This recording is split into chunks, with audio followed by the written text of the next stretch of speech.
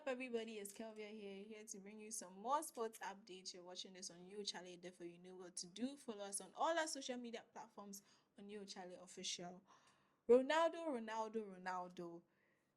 The GOAT Ronaldo is out of the World Cup and it's looking like he might never win the World Cup. I know there's this debate about Ronaldo, Messi, and the amount of trophies or the awards each players have won, but it's looking like the arguments Messi fans might have now over Ronaldo is the fact that Messi has won the World Cup and Ronaldo hasn't.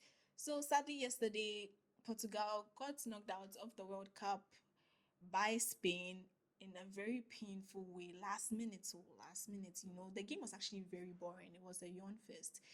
I was expecting it to be, more goals, but it wasn't that. It was literally down to last minute brilliance from Spain, where, Portugal's defense just slept for a second and Mourinho got the winner against Portugal, which means Ronaldo is out. What does this mean? It means we might not probably see him in the World Cup anymore. There are so many names that we might not see in the World Cup anymore. We know Neymar is definitely not going to play in another World Cup. We know Modric is probably not going to play in another World Cup. And sadly, Ronaldo joins the players that we might not see in the 2030 World Cup. Is it 2030? Okay. In the 2030 World Cup. After the game, he was emotional in tears. I know fan reactions. Everybody that supports Ronaldo backs him. Everybody was just so sad to see it end this way. I think we kind of expected them to go further than this because the Portugal team kind of has so much depth, and it just this whole tournament just didn't feel like it's for them.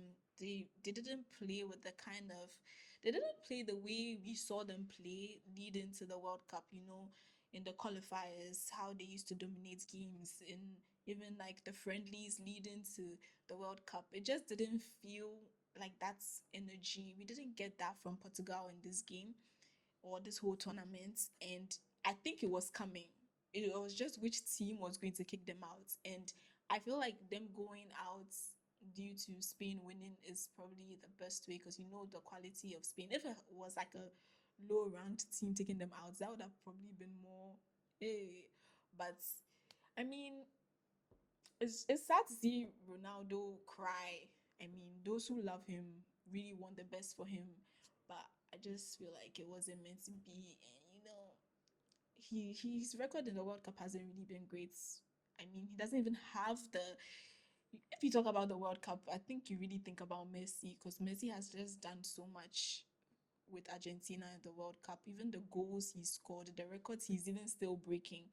And then we have Ronaldo, who probably I think has just 11 goals in total in like the World Cup. There's 6 World Cups he has played in. It's just unfortunate that he has played 6 different World Cups, but still hasn't been able to win it. And it will shock me. It won't even shock me. It won't surprise me because the next World Cup is going to be Portugal are going to be co-hosting with Spain and Morocco. I wouldn't be surprised if Portugal go and win it when he has retired from international football. Just watch football gods make Portugal win it. So just when he decides I'm taking a break, I'm not going to do international football anymore. Like just watch them. Anyways, what are your thoughts on Ronaldo and the whole him not going far in the World Cup? Let me know in the comments. But moving on from Ronaldo, there was also another game yesterday. USA Belgium.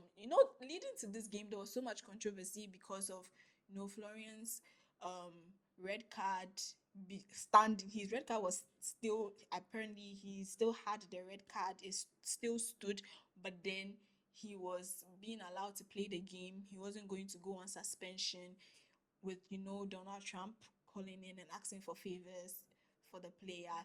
So there was so much anticipation for this Belgium USA game with because of the build up to the game, just for them to drink 4 goals. Do you know how embarrassing that is? Like you literally try to get a player to come into a game he wasn't supposed to play, just for him to not even contribute much in the game. He didn't even affect the game like anyway.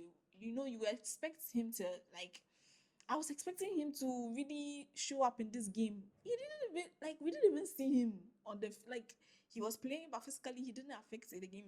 Shots, no tackles, no, like he wasn't even the worst, probably had like the worst game of his career against Belgium. And I am so glad Belgium whipped them with 4 goals because it was necessary. Like they needed to humble them a little bit because you know throughout this whole tournament they've actually had such good performances. The USA, you know, from the group stages to the round of 32, they've looked very solid, but it's unfortunate they couldn't do much against Belgium. And I can't even imagine Belgium have gone to the quarterfinals because I feel like they've sneaked their way.